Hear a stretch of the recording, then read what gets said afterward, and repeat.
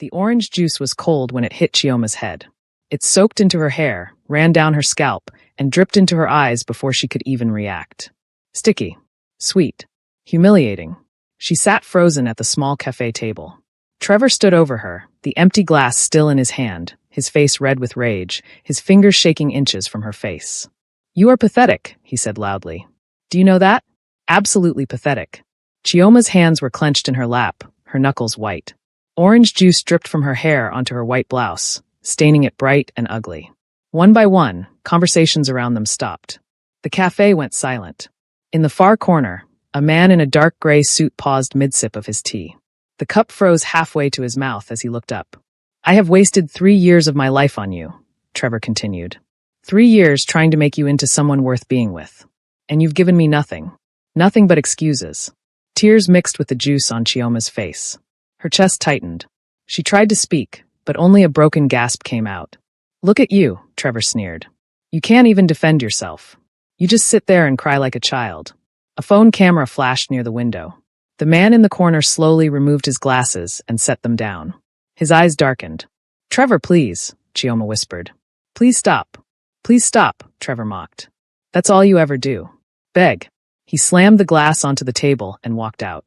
The bell chimed as the door shut behind him. Chioma sat shaking, juice dripping from her hair, tears streaming down her face while strangers stared. No one helped. No one spoke. The man in the corner stood. He crossed the cafe quietly and stopped beside her table. After a moment, he held out a napkin. "Here," he said softly. Chioma looked up, mascara streaked, eyes swollen. "For your hair," he added. Her hand trembled as she took it. She pressed it against her hair, trying to soak up some of the juice, but it was already too saturated to do much good. Fresh tears spilled down her cheeks. "Thank you," she whispered, and her voice was so hoarse it barely sounded like her. He reached into the inside pocket of his jacket and pulled out a business card. He set it down on the table in front of her with careful precision. "If you need help," he said quietly, "call me."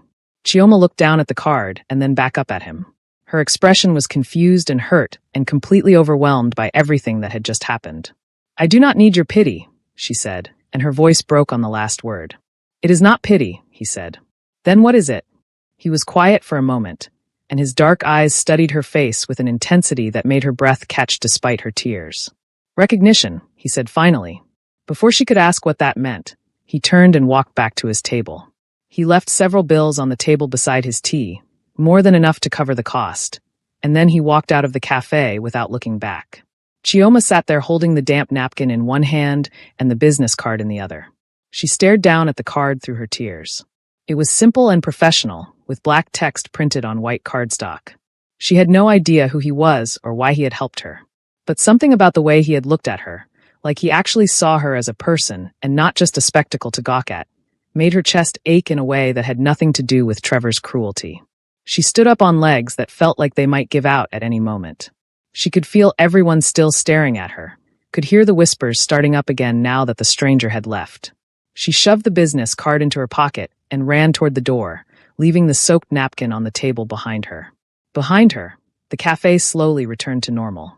People went back to their conversations and their meals. The moment was already fading from their minds, becoming just another piece of drama they would tell their friends about later. But for Chioma, it was the worst moment of her life so far. And for Shin Dae-young, walking down the street with his hands in his pockets, it was the moment everything changed. The next morning arrived gray and overcast. Shin Dae-young sat behind his large desk on the 42nd floor of a gleaming office building in the financial district. The office was spacious and modern, with floor-to-ceiling windows that offered a panoramic view of the city skyline. Expensive abstract art hung on the walls, and the furniture was all sleek and minimal, chosen more for its ability to intimidate than for comfort. But Shin Dae-young was not paying attention to any of that this morning. His mind kept drifting back to the woman in the cafe, to the way she had looked so small and broken while everyone around her did nothing but watch. His phone buzzed on the desk in front of him. He glanced down at the screen and saw a message from Park, one of his most trusted men. "He's here." Shin Dae-young pressed the button on his desk intercom without taking his eyes off the window. "Send him in." The door to his office opened a moment later. Park entered first, his footsteps heavy on the hardwood floor.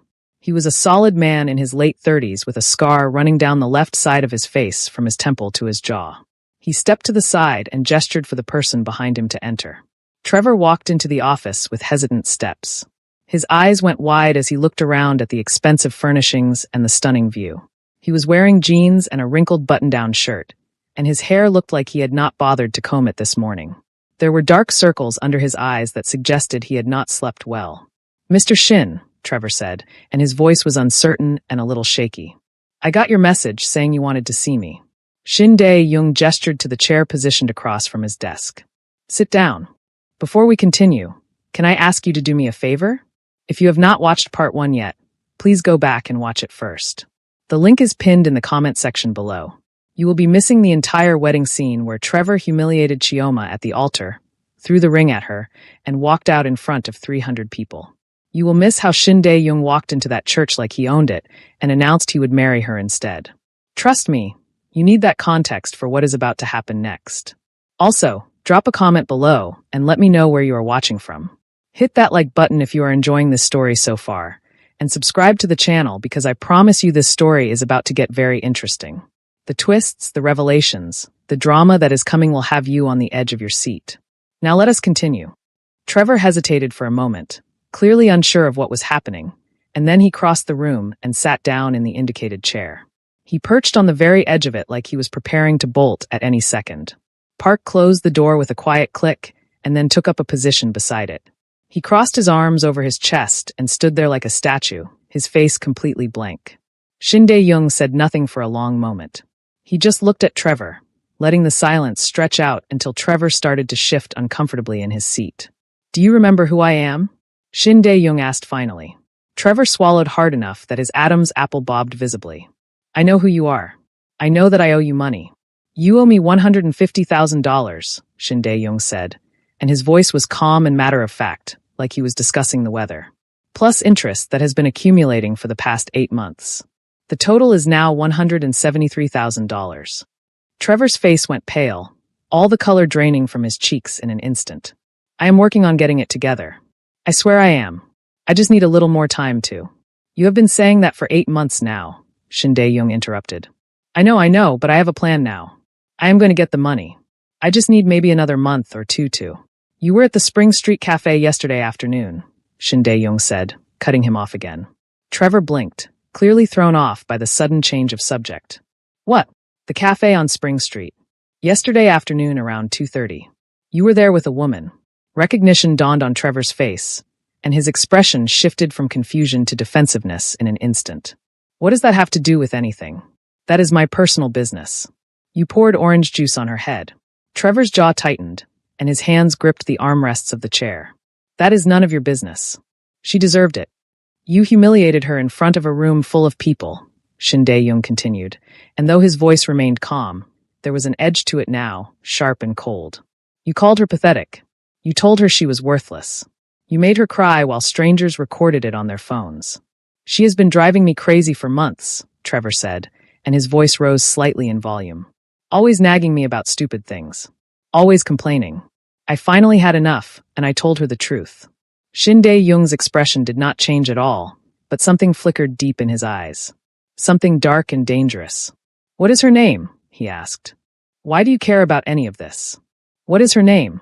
Shin Dae-young repeated, and though he did not raise his voice, the command in it was unmistakable. Trevor hesitated, then said, "Chioma." Shin Dae-young nodded slowly. "Chioma. And you are planning to marry her in 3 weeks." Trevor's eyes widened in shock. "How do you know that? How do you know anything about my wedding?" "I make it my business to know things about the people who owe me money," Shin Dae-young said. "You sent out invitations 2 months ago. You booked St. Mary's Church. You have already paid deposits on the flowers and the catering. I still do not understand what my wedding has to do with my debt," Trevor said. Shin Dae-young leaned back in his chair and steepled his fingers together. "I am going to make you an offer." "What kind of offer?" "I am going to forgive your debt. All of it. $173,000. Gone completely." Trevor's mouth fell open. He stared at Shin Dae-young like he was trying to determine if this was some kind of joke. "You are serious right now?" "Completely serious." "What is the catch?" "There has to be a catch. You walk away from Chioma," Shin Dae-young said, and his voice was flat and final. "You cancel the wedding. You break up with her. You disappear from her life completely and permanently." Trevor stared at him in stunned silence for several long seconds. You want me to leave her? Yes. Why would you possibly care about my relationship? Do you love her?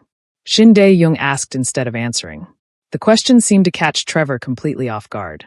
He opened his mouth, then closed it again. He looked down at his hands. We have been together for 3 years. That is not what I asked you. Trevor shifted in his seat. She is a good person, I guess. But she can be really difficult sometimes. She does not always listen to what I tell her. She does not always do what I need her to do. So you do not love her. I did not say that, Trevor protested.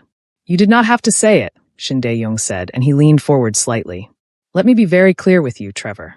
You do not love that woman. You treat her like she is an inconvenience in your life. You humiliate her in public places.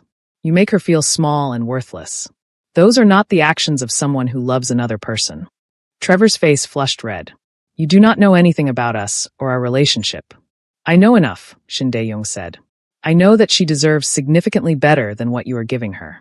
And I know that if you marry her, you will continue to hurt her in worse and worse ways for the rest of her life. So what? You are doing this out of the goodness of your heart. Trevor's voice was bitter now. You are trying to play the hero? I am giving you a simple business transaction, Shin Dae-young said calmly. Walk away from her, and your debt is completely forgiven. Marry her, and I will collect every penny you owe me with full interest. And I will make absolutely certain that you regret every single day you spend with her. The threat hung in the air between them, quiet but unmistakable. Trevor's hands were shaking now, where they gripped the armrests. He looked at Shin Dae-young with a mixture of fear and anger. You cannot just tell me who I can and cannot be with. That is not how this works. I am not telling you anything, Shin Dae-young said. I am offering you a choice. A business transaction. You are free to accept it or reject it. Trevor stood up abruptly, and his chair scraped loudly against the floor. This whole thing is completely insane. Perhaps it is, Shin Dae-young agreed. But the offer stands regardless. Take it or leave it. Trevor paced across the room toward the windows. He ran his hands through his hair, making it stick up even more. Shin Dae-young watched him with the same calm, neutral expression, not moving at all, not speaking, just waiting. Finally, Trevor turned back around to face him.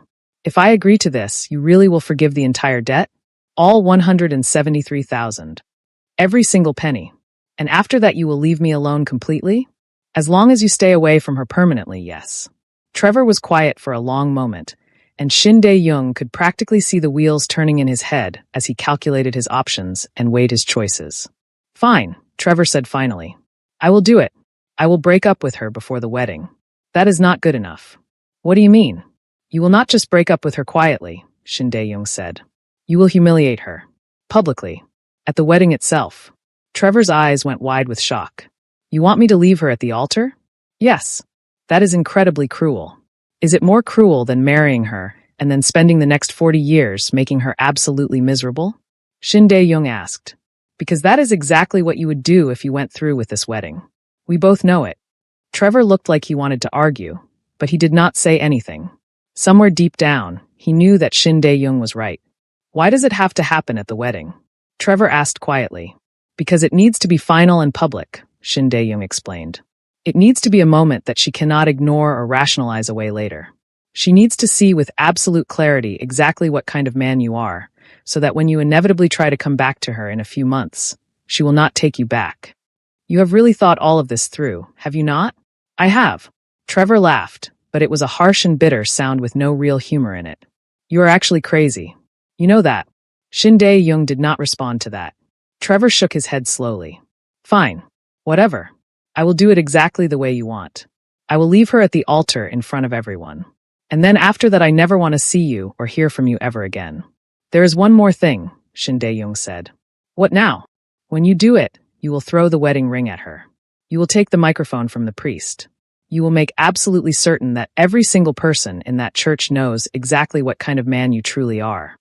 Trevor's face went pale again. You want me to completely destroy her. I want you to set her free, Shin Dae-young said quietly. Trevor stared at him for a long moment, and then he turned and walked toward the door. He stopped with his hand on the handle and looked back over his shoulder. You are not really doing this for her benefit, are you? Trevor said. You are doing this for yourself. Whatever you have planned, it is not actually about saving her from me. It is about something else entirely. Shin Dae-young met his gaze steadily, and did not blink. Does it actually matter why I am doing it? Trevor stared at him for a moment longer, and then he shook his head and walked out of the office. The door closed behind him with a soft click. Park was still standing by the door. He cleared his throat. Sir, if I may ask, what exactly are you planning to do after he leaves her? Shin Dae-young was quiet for a long moment, still looking at the closed door. Then he said, something I should have done for someone else a long time ago. And what is that, sir? Make things right. Park nodded slowly. He had worked for Shin Dae-young for 7 years, and he had learned when to ask questions and when to simply accept what he was told. Shin Dae-young picked up his phone and dialed a number. It rang 3 times before someone answered on the other end. I need information on a woman, Shin Dae-young said into the phone. Her name is Chioma. I need to know everything about her. Where she works, where she lives, who her family members are, what her daily routine looks like. Everything. He paused, listening to the response. And I need one more thing, he continued. I need you to find out the exact details of her wedding. The location, the date, the specific time it starts.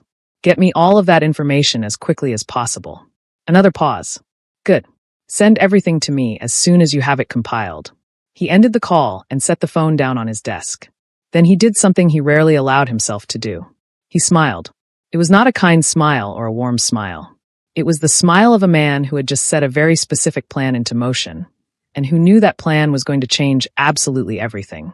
2 weeks passed in careful preparation. Shin Dae-young received the information he had requested within 3 days. Chioma worked at a marketing firm downtown. She lived in a small apartment on the east side of the city. Her parents lived 20 minutes away in a modest neighborhood. She had 2 sisters and a brother.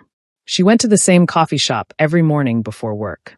She was organized and punctual, and from what his people could observe, she was still going through with the wedding despite what had happened at the cafe. That last detail confirmed what Shin Dae-young had suspected. She was rationalizing Trevor's behavior, making excuses for him, convincing herself it would not happen again. He had seen it before. He understood it, and he was going to make absolutely certain it stopped. The wedding invitation sat on his desk. Cream cardstock with elegant gold lettering. St. Mary's Church. 3 o'clock in the afternoon. He had stared at it for a long time after it arrived. Then he had made another phone call, this one to a lawyer he kept on retainer for situations that required discretion. I need a marriage license, Shin Dae-young had said. I need it to be completely legal and official in every way. But I need it to be ready in less than a week. That is impossible under normal circumstances, the lawyer had replied. I am aware. That is why I am calling you instead of going through normal circumstances. There had been a pause on the other end of the line. This will be expensive. Money is not a concern. Get it done. 3 days later, the license had been delivered to his office in a sealed envelope. He had opened it and reviewed every line carefully. Everything was in order. Everything was legal. All it needed was 2 signatures and a witness. But before any of that could happen, there was one more thing he needed to do. On the Saturday before the wedding, Shin Dae-young drove to the neighborhood where Chioma's parents lived. Park drove the car while Shin Dae-young sat in the back seat, watching the houses pass by through the tinted window. They were modest homes with small yards and cars parked in driveways. This was a neighborhood where people worked hard and saved carefully and hoped their children would have better lives than they had. The car pulled up in front of a pale blue house with white trim. There was a small garden in the front yard with roses that were just beginning to bloom. Wait here, Shin Dae-young said to Park as he opened the car door. He walked up the front path and knocked on the door. He could hear movement inside the house, footsteps approaching. The door opened to reveal a tall man in his late 50s with graying hair and sharp, intelligent eyes. He looked Shin Dae-young up and down with obvious suspicion. Can I help you? The man asked. My name is Shin Dae-young, Shin Dae-young said. I need to speak with you about your daughter Chioma. It is urgent. The man's expression darkened immediately. What about my daughter? May I come inside? This is not a conversation that should happen on your doorstep. The man hesitated for a long moment, clearly trying to decide if this stranger was a threat. Then he stepped aside and gestured for Shin Dae-young to enter. The inside of the house was warm and lived in. Family photos covered the walls in mismatched frames. There was a comfortable-looking couch with a handmade blanket draped over the back. Everything about the space spoke of love and care and years of building a life together. A woman appeared from the kitchen, wiping her hands on a dish towel. She stopped when she saw Shin Dae-young standing in her living room. Her eyes went wide with confusion. Who is this? She asked her husband. He says he needs to talk about Chioma, the man replied. The woman's hand flew to her chest. Is she hurt? Did something happen? She is not hurt, Shin Dae-young said quickly. At least not physically. But I need to speak with both of you about her upcoming wedding. The man gestured to the couch. Sit down, and then you can explain what this is about. They all sat down, Chioma's parents on the couch and Shin Dae-young in the armchair across from them. He took a moment to gather his thoughts, to figure out exactly how to explain what he was about to tell them. Your daughter is getting married in 1 week to a man named Trevor, he began. We know that, Chioma's mother said. We are her parents. We have been helping her plan the wedding for months. Then you should also know what kind of man he is, Shin Dae-young said. Chioma's father frowned deeply. What are you talking about? What do you know about Trevor? I know that he is abusive, Shin Dae-young said bluntly. Not just physically, but emotionally. He tears her down. He makes her feel worthless. He humiliates her in public. Chioma's mother's face went pale. How do you know this? Who are you? Shin Dae-young described what he had witnessed at the cafe 2 weeks earlier. He told them about the orange juice, about the cruel words, about the way everyone had watched and done nothing. He watched their faces as he spoke, saw the shock and anger and guilt bloom across their features. Why are you telling us this? Chioma's father asked when Shin Dae-young had finished. His voice was tight with barely controlled emotion. Because Trevor owes me a significant amount of money, Shin Dae-young said. $173,000 to be exact. And I have made him a deal. I will forgive his entire debt if he walks away from your daughter. Chioma's mother stood up abruptly. You are paying him to leave her? I am giving him a way out of a debt that would otherwise destroy him, Shin Dae-young corrected. And in exchange, I am removing him from your daughter's life permanently. But he agreed to this? Chioma's father asked. He did. He will walk away from her at the wedding itself. He will humiliate her in front of everyone. It will be brutal and it will be public, but it will also be final. She will see exactly who he is, and she will not take him back when he tries to return. Chioma's father stood up as well, his hands clenched into fists at his sides. You want us to just stand by and let our daughter be humiliated in front of 300 people. I want you to let her be free, Shin Dae-young said, and he stood to face them. Because if you stop this wedding yourself, if you convince her to call it off, she will always wonder if she made a mistake. She will always think about what could have been. But if he shows her who he truly is in a way she cannot deny or rationalize, then she will be able to move forward. And what happens after he humiliates her? Chioma's mother asked. Her voice was shaking. She will be standing there alone and broken. What then? Then I will step in, Shin Dae-young said. I will marry her instead. The room went completely silent. Chioma's mother sank back down onto the couch as if her legs had given out. You will what? I will marry her. I have already obtained a marriage license. I have everything prepared. When Trevor walks away, I will take his place at the altar. And she will not have to walk out of that church alone and destroyed. Chioma's father shook his head slowly. This is absolutely insane. You are a complete stranger to her. Why would you do any of this? Because I saw what he did to her in that cafe, Shin Dae-young said. And I will not stand by and let it happen again. There has to be more to it than that, Chioma's father said. No one does something this extreme just out of kindness. What do you really want from our daughter? Shin Dae-young reached into his jacket and pulled out an envelope. He set it on the coffee table between them. There is $50,000 in that envelope. For the wedding expenses. For whatever she needs after this is over. Take it. Chioma's mother picked up the envelope with trembling hands. She opened it and looked inside, and her eyes went wide when she saw the stack of bills. We do not want your money, Chioma's father said firmly. It is not for you, Shin Dae-young said. It is for her.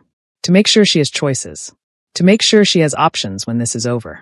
He turned toward the door and Park, who had been waiting outside, opened it at exactly the right moment.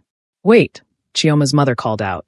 If you do this, if you really marry her, what happens after? What do you want from her? Shin Dae-young paused with his hand on the doorframe and looked back at her. I want nothing from her. I only want to give her the chance at something better than what she has now. But you will be her husband, Chioma's father said. You will have legal rights. You will have power over her life. I will give her a safe place to land, Shin Dae-young said. And when she is ready, when she has had time to heal and figure out what she truly wants, I will give her the choice to stay or to leave. The decision will be entirely hers. He walked out before they could ask any more questions. Behind him, Chioma's parents stood in their living room, holding an envelope full of money and trying to process what had just happened. Should we tell her? Chioma's mother whispered. Should we warn her about what is going to happen? Chioma's father was quiet for a very long time. He looked down at the envelope in his wife's hands, then at the door where the stranger had just disappeared. No, he said finally. If we tell her, she will not go through with the wedding. She will cancel it herself to avoid the embarrassment. And then she will spend months or years trying to work things out with Trevor, convincing herself that he can change. She needs to see the truth. She needs to have her eyes opened in a way that she cannot ignore. But that man Shin Dae-young, Chioma's mother said. We do not know him. We do not know what he really wants from her. I know, her husband said. But did you see his eyes when he talked about what happened at the cafe? Did you see the way his hands shook when he described it? What are you saying? I am saying that whatever his reasons are, I think he genuinely wants to help her. And right now, that might be the best option we have. Chioma's mother looked down at the money again. This feels wrong. All of this feels wrong, her husband agreed. But sometimes wrong is the only path to right. They stood there together in silence, both of them hoping desperately that they were making the right choice, both of them knowing they would not find out until it was far too late to change course. The next 7 days passed slowly for Shin Dae-young. He went through his normal routines, attended his usual meetings, handled his business affairs with his typical efficiency. But his mind was always partially elsewhere, always thinking about what was coming, always preparing for the moment when everything would change. On the morning of the wedding, he woke early. He showered and dressed carefully in the same black suit he had worn to Chioma's parents' house. He put on his glasses and looked at himself in the mirror. He looked calm and composed, exactly as he needed to look. But inside, his heart was racing. Park drove him to the church. They arrived 30 minutes before the ceremony was scheduled to begin. The parking lot was already filling up with cars. Guests were streaming into the building in their formal clothes, chattering excitedly about the wedding they were about to witness. Shin Dae-young stayed in the car and watched them go inside. Are you certain about this, sir? Park asked from the driver's seat. I am certain, Shin Dae-young replied. Once you walk through those doors, there will be no turning back. I know. Park nodded and said nothing more. They waited. At exactly 3 o'clock, the church bells began to ring. Shin Dae-young checked his watch. Any moment now, the ceremony would be starting. Chioma would be walking down the aisle in her wedding dress. Trevor would be standing at the altar waiting for her. 5 minutes passed. Then 10. Shin Dae-young got out of the car. Park followed him. They walked across the parking lot toward the church entrance. The doors were closed, but Shin Dae-young could hear music playing inside. The wedding march. It had started. He waited outside the doors with Park standing silently beside him. He counted the seconds in his head. The processional would take about 3 minutes. Then there would be a few moments of silence as the priest began the ceremony. And then Trevor would do exactly what Shin Dae-young had paid him to do. Inside the church, Chioma stood at the altar in her white dress. The music had stopped playing 30 seconds ago. The church was full of people, 300 faces all turned toward her. Her bridesmaids stood behind her in their matching pink dresses. Trevor stood in front of her in his tuxedo. And then everything started to fall apart. 6 months later, Chioma was standing in the living room of the penthouse she now shared with Shin Dae-young. The afternoon sun was streaming through the floor-to-ceiling windows, making everything look warm and golden. She had been folding laundry when the doorbell rang, which was unusual because most people had to be cleared by security downstairs before they could even get to the elevator. She walked to the door and looked through the peephole. Her blood turned to ice. Trevor was standing in the hallway. She opened the door but kept the chain lock engaged. What are you doing here? How did you even get up here? I need to talk to you, Trevor said. His face was pale and his hands were shaking. Please, Chioma. Just 5 minutes. That is all I am asking. No, you need to leave right now. You do not understand, Trevor said, and his voice was getting louder, more desperate. You do not know the truth about what happened. About why I did what I did. I know enough. Now leave before I call security. He paid me, Trevor shouted. The words burst out of him like they had been building up pressure for months. Shin Dae-young paid me to leave you. He orchestrated the entire thing. Chioma felt the world tilt sideways. What did you just say? He paid me to walk away from you, Trevor said, speaking rapidly now. He threatened me. He said if I did not humiliate you at the wedding, he would destroy me. He had it all planned out. The marriage license, everything. He manipulated both of us. Chioma's hands started shaking where they gripped the door. You are lying. I am not lying. I swear to God, I am not. I owed him money. I do not even remember anymore. But he wanted you from the beginning. He saw you at that cafe, and he decided he was going to have you no matter what it took. The elevator dinged behind Trevor. Shin Dae-young stepped out into the hallway. He stopped when he saw Trevor standing at his door. His expression went dark, and something dangerous flashed in his eyes. You need to leave, Shin Dae-young said. His voice was quiet, but it carried a weight that made Trevor take a step backward. Right now. I am telling her the truth, Trevor said. She deserves to know what you did. The truth? Shin Dae-young took a step forward. The truth is that you are an abusive coward who is destroying her piece by piece. I gave you money to walk away from someone you did not deserve. That is the truth. You manipulated everything. Trevor shouted. You paid me to humiliate her. You planned the entire wedding disaster. Chioma unlocked the chain and pulled the door open all the way. She looked between Trevor and Shin Dae-young, her heart pounding so hard she could feel it in her throat. Is it true? She asked Shin Dae-young. Her voice was shaking. Did you pay him to leave me? Shin Dae-young turned to look at her. For the first time since she had met him, he looked uncertain. Vulnerable. Yes, he said quietly. The single word hit Chioma like a physical blow. She took a step backward into the apartment. You planned all of this? I saw what he was doing to you at that cafe. I could not let it continue. So you decided to play God with my life? Chioma's voice was rising now, tears starting to stream down her face. You decided that you knew what was best for me? I was trying to help you. By manipulating me? By lying to me for 6 months. I never lied to you, Shin Dae-young said, but his voice lacked conviction. You never told me the truth. Chioma shouted. That is the same thing. You let me believe that you just happened to be there that day. That you just decided to help me out of kindness. But you planned it. You orchestrated everything. Trevor was still standing in the hallway, watching them with something that looked almost like satisfaction on his face. Shin Dae-young saw the expression and his jaw tightened. He turned to Trevor. Get out of here. Now. I am not going anywhere until she knows everything, Trevor said. If you do not leave right now, I will have you physically removed from this building, Shin Dae-young said. Go ahead. Call your people. Let her see exactly who you really are. Shin Dae-young moved so fast that Trevor did not have time to react. 1 second he was standing in the doorway, and the next Shin Dae-young had him by the collar and was shoving him backward into the hallway. Trevor stumbled and hit the wall hard enough to make a thudding sound. You came here to destroy what we have built, Shin Dae-young said. His voice was low and dangerous. But you are too late. She is my wife.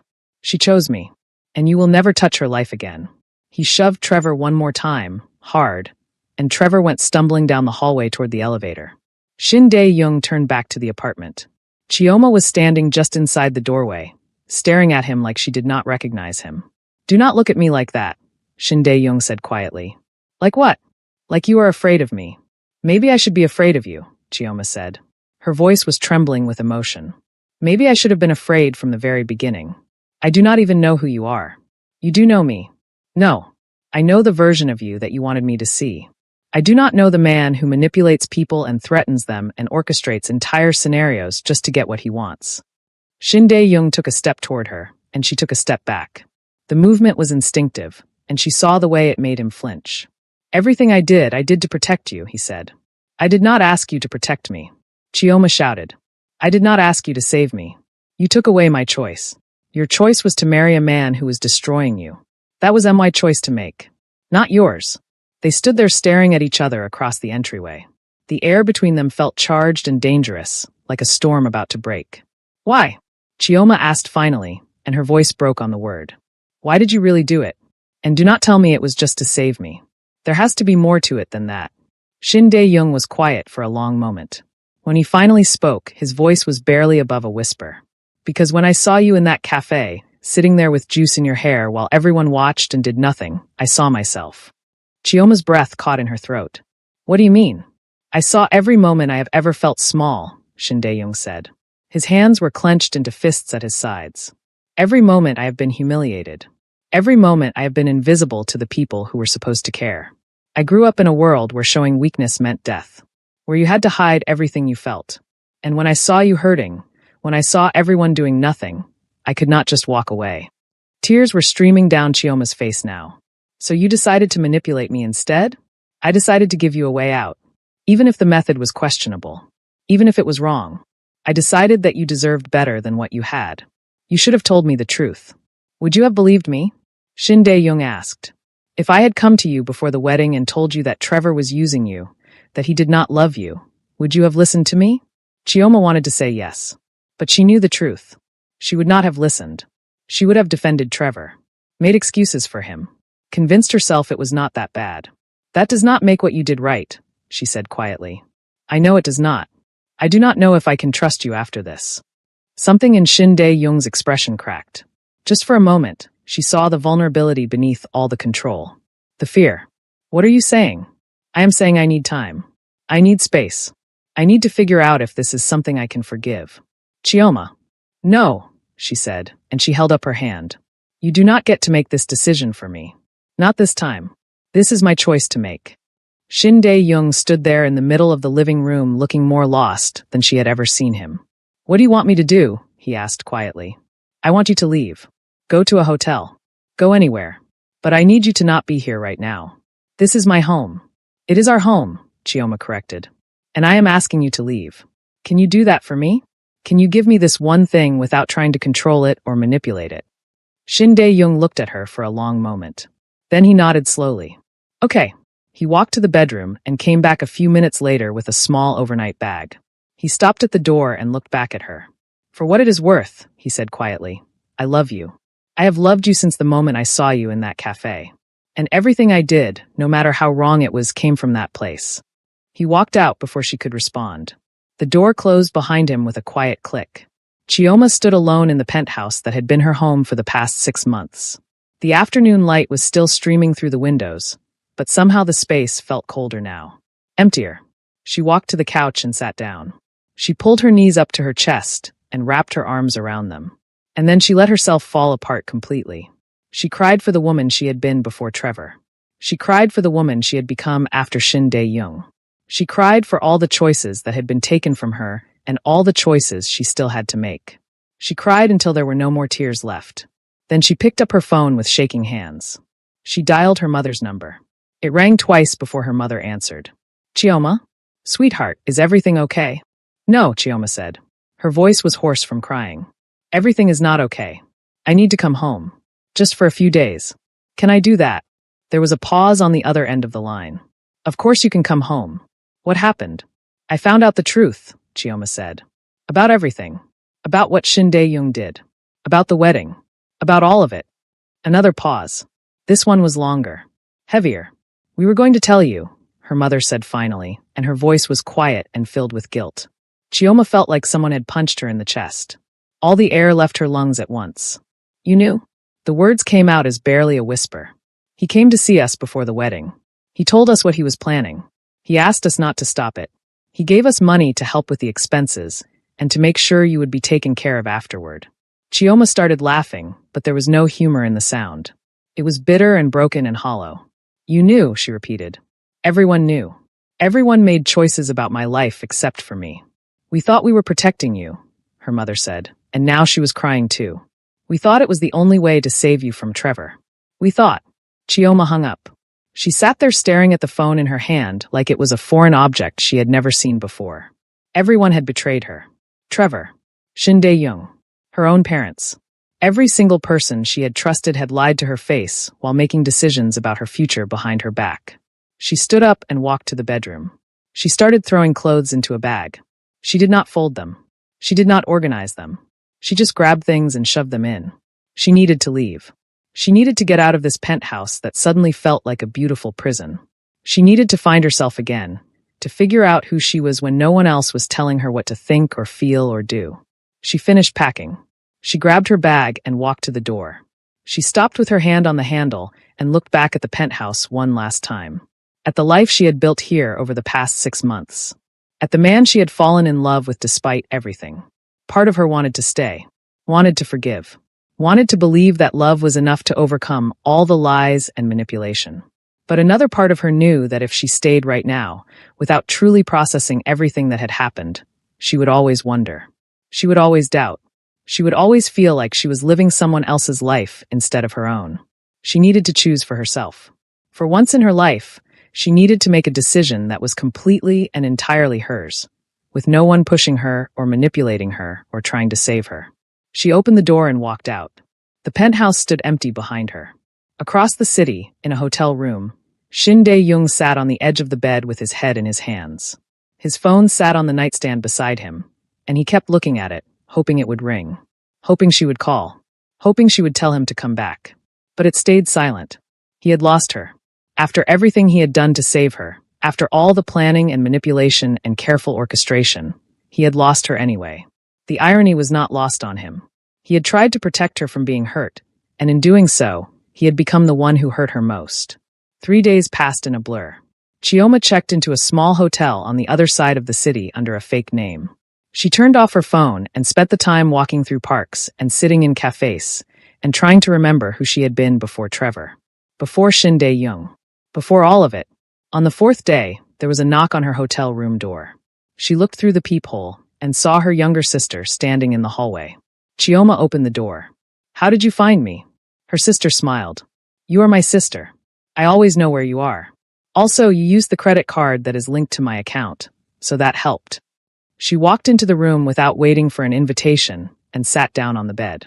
She looked at Chioma with concern and love and a directness that had always been her trademark.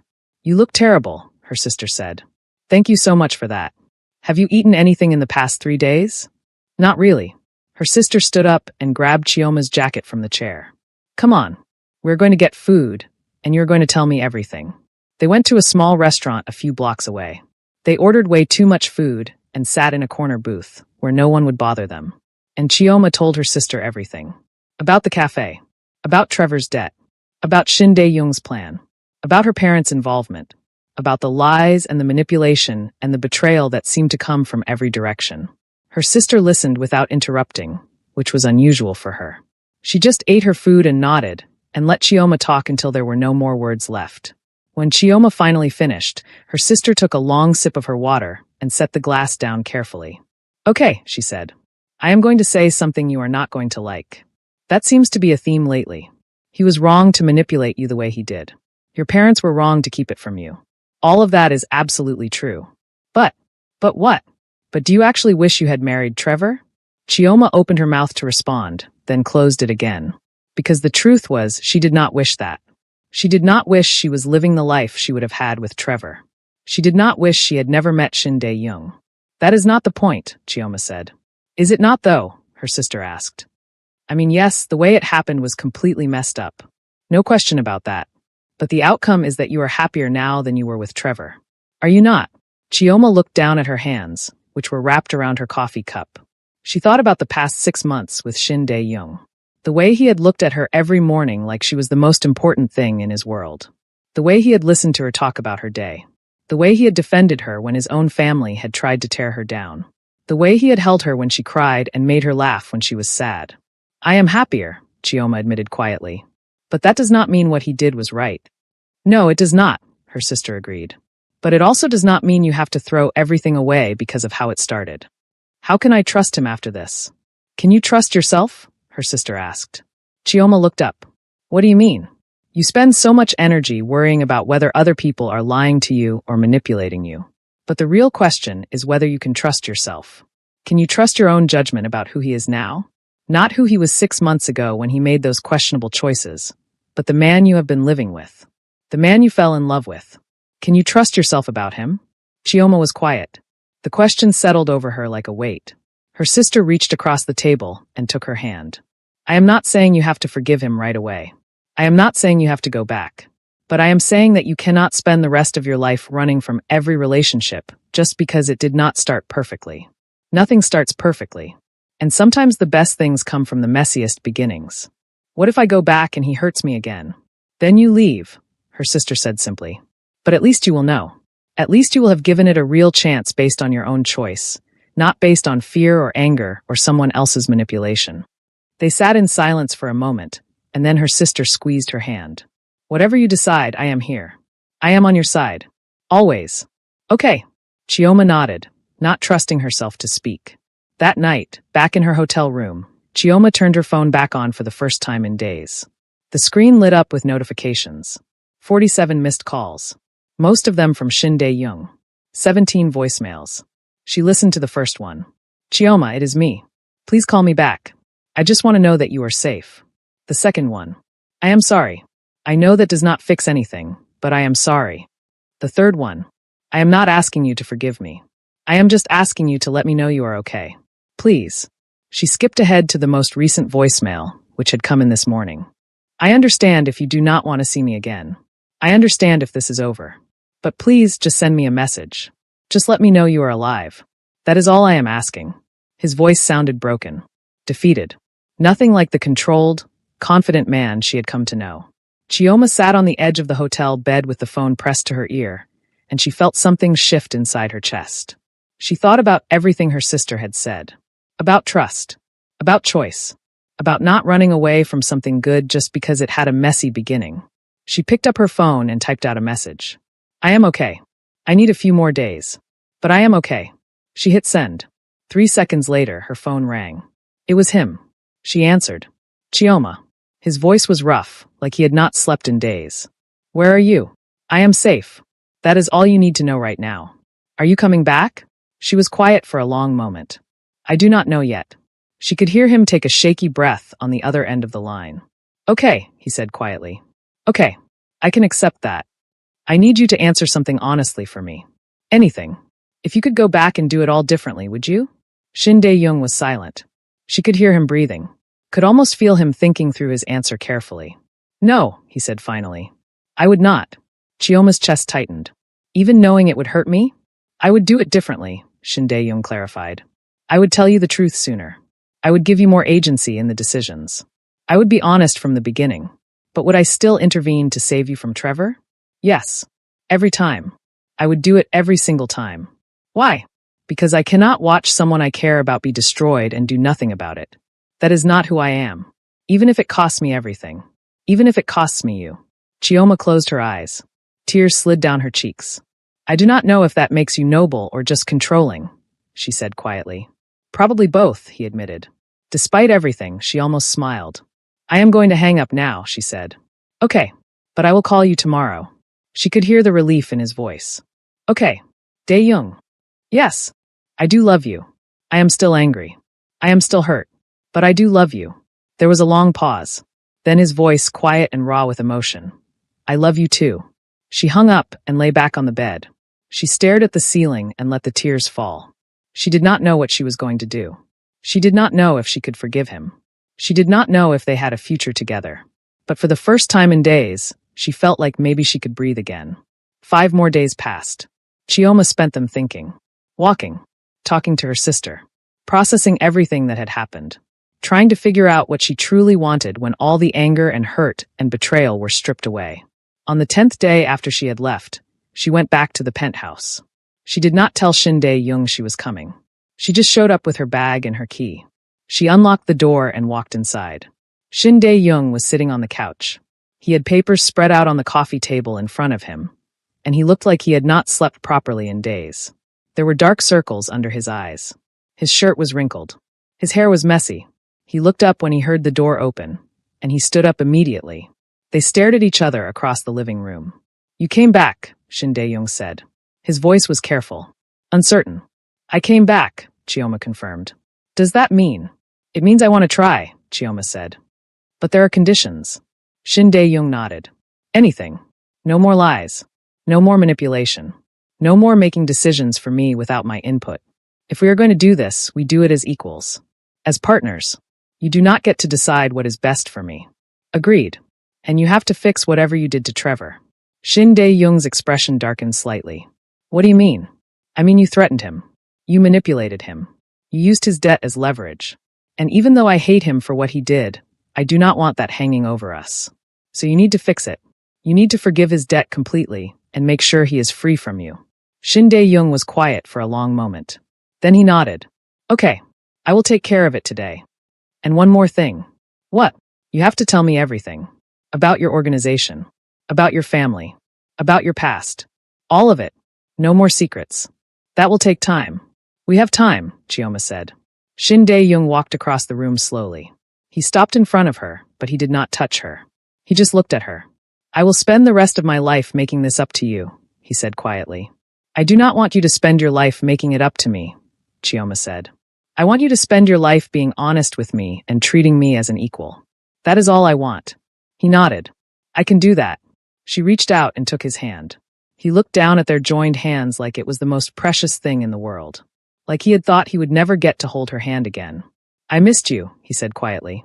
I missed you too. He pulled her into his arms then, and she let him. She wrapped her arms around him and held on tight. They stood there in the middle of the living room for a long time, just holding each other. It was not fixed. It was not perfect. There was still so much they needed to work through.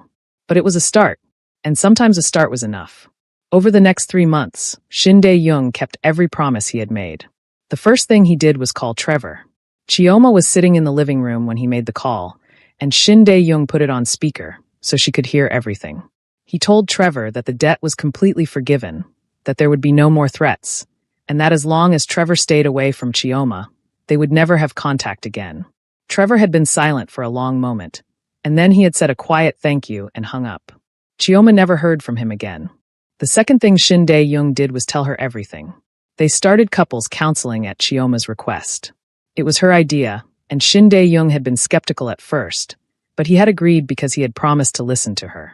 They sat in a small office once a week with a therapist who specialized in relationship trauma, and they talked about trust and control and how to build something healthy out of such a complicated beginning.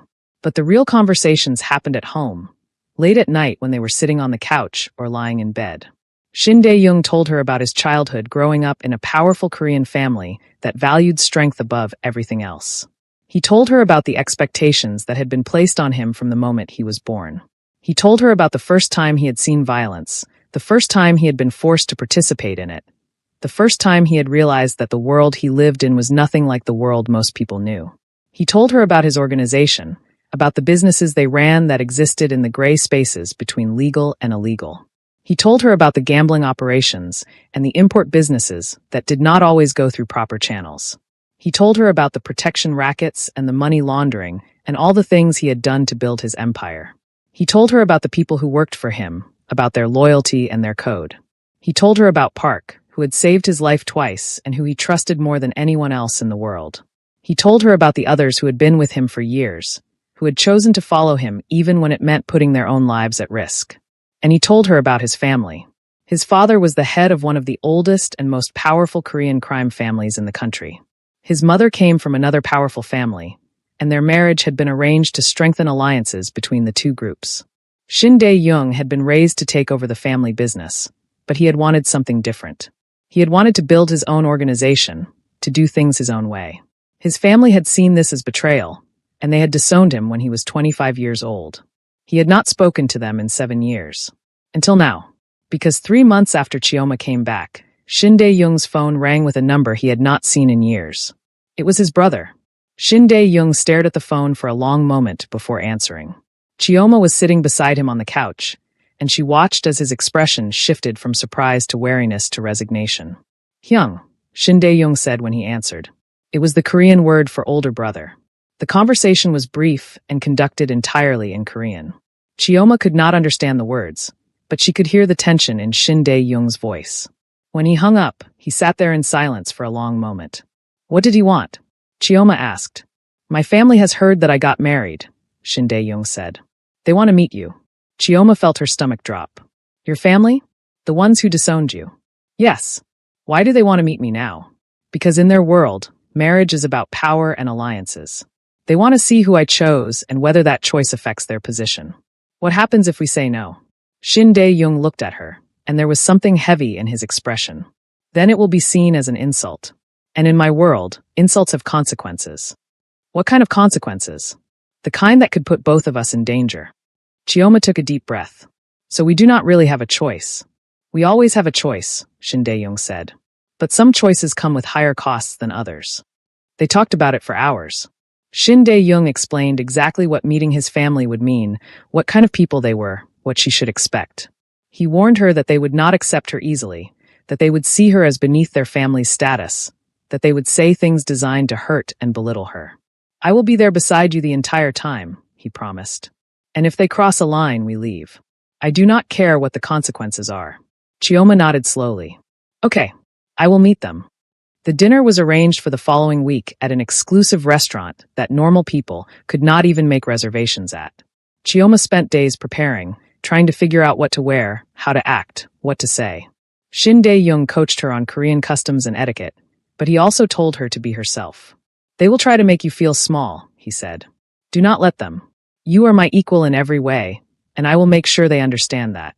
The night of the dinner arrived too quickly. Chioma wore a simple black dress that was elegant without being flashy. She kept her jewelry minimal.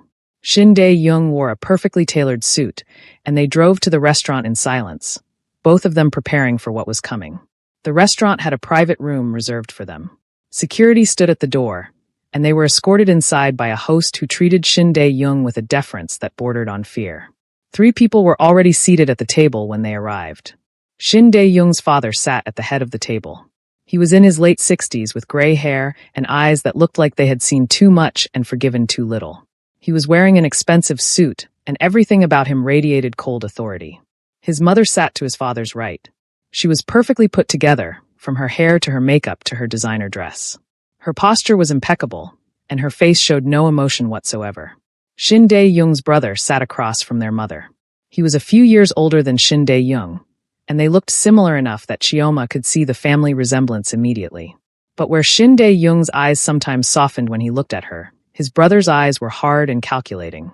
"Father, mother, Hyung," Shin Dae-young said, and he gave a small, formal bow. "This is my wife, Chioma."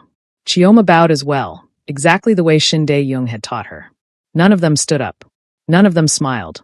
"Sit," Shin Dae-young's father said, and it was clearly a command, not an invitation. They sat down at the only 2 empty chairs. Shin Dae-young's hand found Chioma's under the table and gave it a reassuring squeeze. The first part of the dinner was filled with polite small talk that felt anything but polite. They discussed business and politics and things that Chioma had no context for. She stayed quiet, eating her food carefully and watching the dynamics play out around her. And then Shin Dae-young's mother turned her attention directly to Chioma. "So," she said, and her voice was pleasant, but there was ice underneath it. "Tell us about your family, Chioma. What do they do?" "My father is an accountant," Chioma said. "My mother is a teacher." "How ordinary," his mother said, and the word was clearly meant as an insult. Shin Dae-young's hand tightened around Chioma's under the table, but she squeezed back, silently telling him she could handle this. "They are good people who work hard," Chioma said calmly. "I am very proud of them." "And what do you do?" Shin Dae-young's brother asked. "I work in marketing." He made a small sound that might have been a laugh. "Marketing? How ambitious." "She is very good at what she does," Shin Dae-young said, and there was an edge to his voice that had not been there before. "I am sure she is," his mother said. "But it is hardly the kind of background we would have chosen for our son." "It is a good thing it is not your choice then," Shin Dae-young said. The temperature in the room seemed to drop several degrees. His father set down his glass very deliberately. "You forget yourself, Dae-young." "I forget nothing. You disowned me 7 years ago, remember? Which means my choices are no longer your concern. You are still part of this family whether you like it or not," his father said. "And your actions reflect on all of us. My marriage to Chioma reflects nothing except my own happiness." His mother laughed, and it was a cold, brittle sound. "Happiness? How very American of you. How very weak." That was when Chioma spoke up, surprising even herself. "I am sorry if my presence here offends you," she said. Her voice was calm, but there was steel underneath it. "But I love your son, and he loves me. We are building a life together based on honesty and mutual respect. You can either accept that or not, but you do not get to make us feel ashamed of it." Shin Dae-young's mother's eyes narrowed dangerously. "You have quite a mouth on you for someone in your position."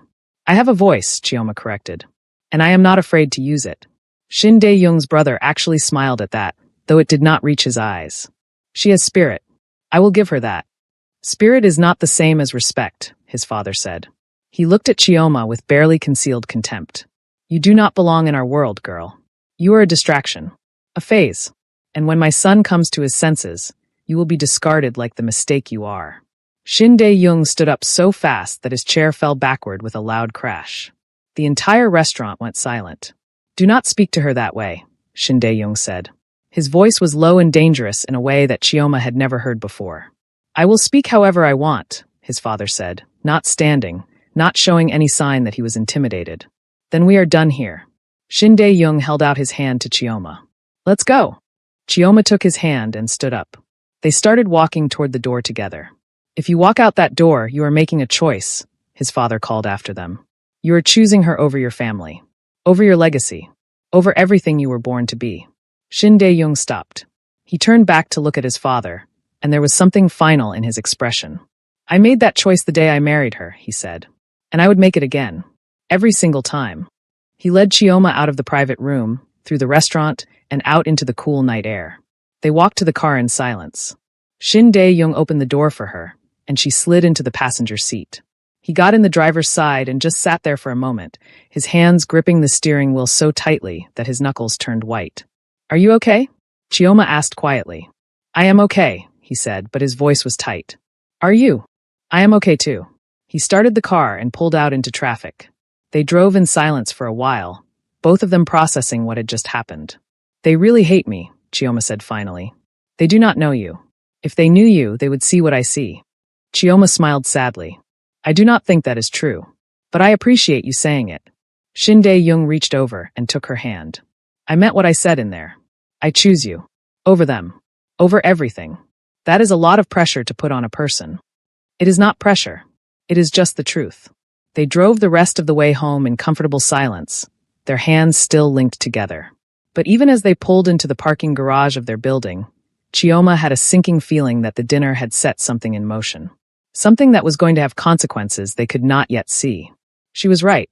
2 weeks later, Shin Dae-young came home looking more serious than she had ever seen him. He sat down on the couch and gestured for her to sit beside him. When she did, he took both of her hands in his. My organization has given me an ultimatum, he said without preamble. Chioma felt her heart start to race. What kind of ultimatum? Either I leave you, or I leave the organization. The words hung in the air between them. What? Chioma whispered. Why? My family has put pressure on the leadership. They have made it very clear that they do not approve of our marriage. And the leadership does not want internal conflict between families. So they are forcing me to choose. And if you choose me, then I walk away from everything. The business, the money, the power, all of it. Chioma pulled her hands away from his. She stood up and walked to the window, looking out at the city below. Dae-young, you cannot do that. Why not? Because it is your whole life. It is everything you have built. No, Shin Dae-young said. He stood up and walked over to her. You are my life now. Everything else is just what I do to make money. But if you leave, will they not come after you? Will there not be consequences? Probably. Then we cannot do this. I cannot ask you to give up everything for me. You are not asking, Shin Dae-young said. I have already made my decision. I told them this morning. I am out. Chioma spun around to face him. You what? I told them I am leaving. I am done with the organization. I am done with that life. Where will we go? What will we do? I have been thinking about that, Shin Dae-young said. I have money saved that is completely separate from the organization. Investments that they cannot touch. We have enough to live comfortably for the rest of our lives without ever working again. But where would we live? We cannot stay here if your organization and your family are both angry with you. No, we cannot stay here, Shin Dae-young agreed. Which is why I think we should leave the country entirely. Chioma stared at him. Leave the country? I have been looking at properties in the United States. Specifically in Portland, Oregon. It is a city where we could disappear. Where we could start over completely. Where no one knows who we are or where we came from. You want to move to America? I want to go wherever you feel safe, Shin Dae-young said. If that is America, then that is where we go. If it is somewhere else, we go somewhere else. The location does not matter. What matters is that we are together and we are free from all of this. Chioma felt tears prick at the corners of her eyes. You would really give up everything? Your whole life here. My whole life here is built on violence and secrets and constantly looking over my shoulder. I would give that up in a heartbeat for a chance at something real with you. She threw her arms around him and held on tight. He wrapped his arms around her and buried his face in her hair. Are you sure about this? She whispered. I have never been more sure of anything. They stood there holding each other for a long time. And then they started planning their escape. The next 2 months were a whirlwind of activity. Shin Dae-young quietly liquidated assets that were in his name alone. He transferred money into accounts that could not be traced back to him or his organization. He sold properties and cashed out investments and moved everything into a form that would be accessible from anywhere in the world. At the same time, he was negotiating his exit from the organization. It was not as simple as just walking away. There were debts to be settled, territories to be reassigned, relationships to be carefully managed so that his departure did not create a power vacuum that would lead to violence. Park helped him through all of it. Park was the only person from his old life that Shin Dae-young told about their plans, and Park had nodded and said he understood. He had helped Shin Dae-young navigate the complex politics of leaving an organization that did not typically allow people to leave alive. "You are doing the right thing," Park had said one night after a particularly difficult meeting. "She is good for you. She makes you more human."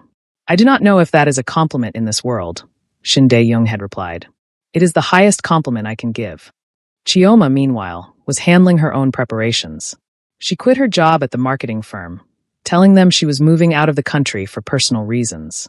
She said goodbye to her friends, though she could not tell them the real reason she was leaving. She spent long hours with her family, trying to memorize their faces and their voices and the way they laughed. Her mother cried when Chioma told her they were moving to America. "I am losing my daughter," her mother had said. "You are not losing me," Chioma had promised. "I will visit. We will video chat. You will always be part of my life." But they both knew it would not be the same. 3 months after Shin Dae-young had told his organization he was leaving, they boarded a plane to Portland, Oregon. They left in the middle of the night with just 2 suitcases each. Everything else they owned had either been sold or left behind. They were starting completely over, with nothing but each other and the money Shin Dae-young had managed to save. The flight was long and exhausting. Chioma slept for most of it, her head resting on Shin Dae-young's shoulder. He stayed awake, watching the clouds pass by outside the window and thinking about everything they were leaving behind. When they landed in Portland, it was raining. They took a taxi from the airport to the house that Shin Dae-young had purchased sight unseen based on pictures and a virtual tour. It was in a quiet neighborhood in the suburbs, a modest 2-story home with a small yard and neighbors who minded their own business. It was nothing like the penthouse they had left behind. It was smaller, simpler, and completely anonymous. It was perfect. They spent the first week just settling in. They bought furniture and kitchen supplies and all the small things that make a house feel like a home. They explored the neighborhood and found a coffee shop they liked and a grocery store that carried the ingredients they needed. And slowly, carefully, they started to build a new life. Shin Dae-young got a job consulting for legitimate businesses that needed help with security and risk management. It was boring compared to what he had done before, but it was legal and it paid well enough. Chioma started freelancing as a marketing consultant, working from home and building up a client base one project at a time. They were normal people living a normal life. It was strange at first. Shin Dae-young kept looking over his shoulder, kept waiting for someone from his old life to show up. But weeks passed, and then months, and no one came. His organization had let him go. His family had written him off. They were truly free. 6 months after they moved to Portland, Chioma realized she was pregnant. She had been feeling tired and nauseous for a few weeks, but she had attributed it to stress and the adjustment to their new life. But when she missed her period for the 2nd month in a row, she bought a pregnancy test from the pharmacy down the street. She took the test in the bathroom while Shin Dae-young was at work. When it came back positive, she sat on the edge of the bathtub and stared at it for a long time. She was pregnant. She was going to have a baby. She and Shin Dae-young were going to be parents. The thought was terrifying and exciting in equal measure. When Shin Dae-young came home that evening, Chioma was sitting on the couch with the pregnancy test hidden in her pocket. She had spent all day trying to figure out how to tell him, and she still had not come up with the right words. He walked in and immediately knew something was different. "What is wrong?" he asked. "Nothing is wrong," Chioma said. "I just have something to tell you." He sat down beside her, concern written all over his face. "What is it?" She pulled the pregnancy test out of her pocket and held it out to him. He looked at it for a moment, not understanding. Then recognition dawned, and his eyes went wide. "You are pregnant?" "I am pregnant." He stared at the test, then at her, then back at the test. "We are going to have a baby?" "We are going to have a baby." A smile spread across his face, slow and genuine, and so full of joy that it made Chioma's heart ache. He pulled her into his arms and held her tight. "We are going to have a baby," he said again, like he could not quite believe it. "Are you happy?" Chioma asked. "I am terrified," he admitted. "But yes, I am so happy." They sat there together, holding each other and thinking about the tiny life that was growing inside her. For the first time in a very long time, everything felt right. The pregnancy progressed normally. Chioma had morning sickness for the first few months, but after that, She felt better than she had in years. They went to doctor's appointments together and picked out names and started setting up a nursery in the spare bedroom. They were happy.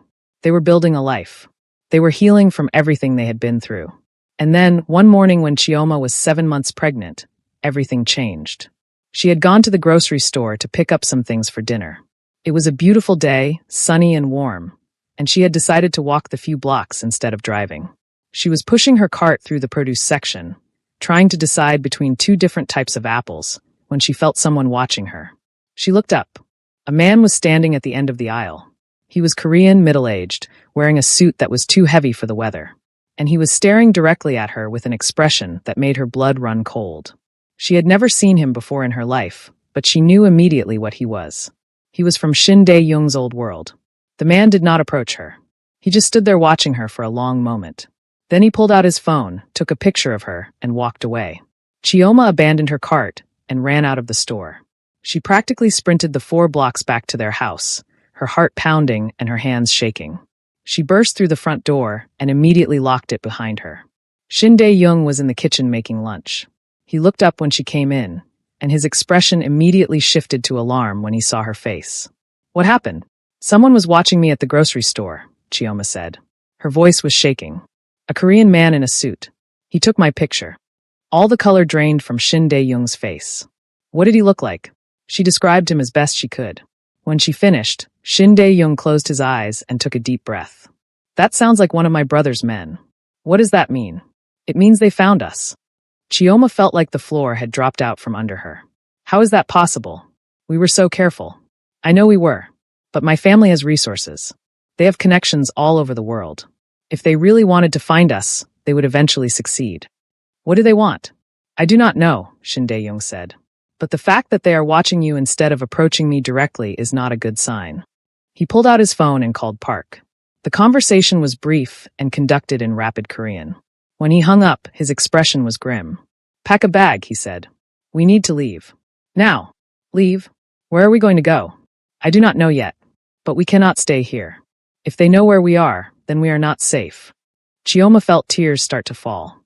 "I thought we were done with this. I thought we were free."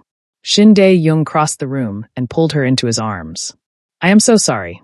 I thought we were free too. But I was wrong." They started throwing clothes into bags. Shin Dae-young was moving with the efficiency of someone who had done this before, someone who knew how to disappear quickly and completely. Chioma was moving more slowly, her mind struggling to process what was happening. They had built a life here. They had friends and routines and a nursery that was almost finished.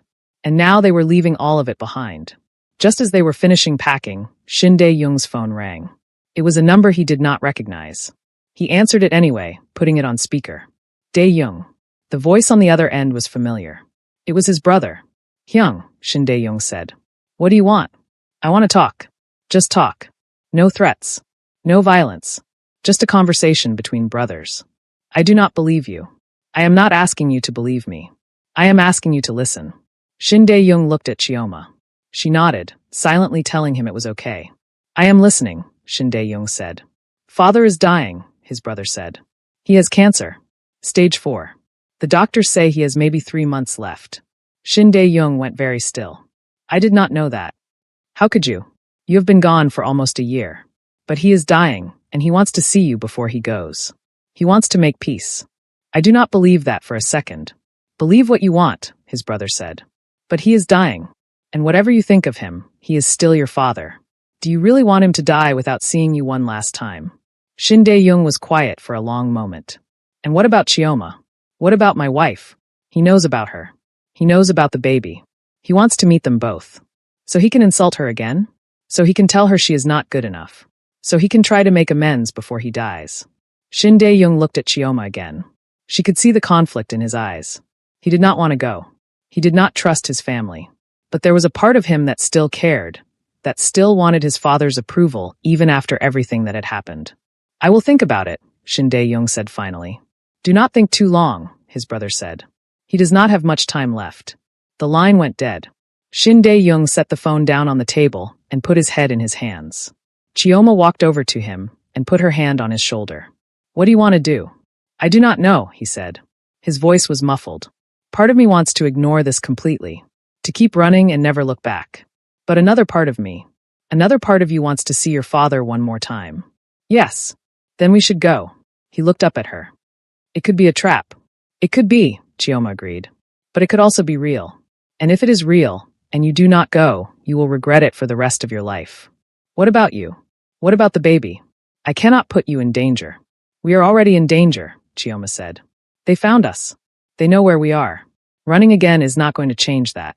So maybe it is time to stop running and face this head on. Shin Dae-young stood up and cupped her face in his hands. You are the bravest person I have ever met. I am not brave. I am just tired of being afraid. He kissed her forehead gently. Okay, we will go. But we do this carefully. We do this smart. And at the first sign of trouble, we leave. Agreed. Agreed. They finished packing their bags, but instead of running, they started planning their trip back home.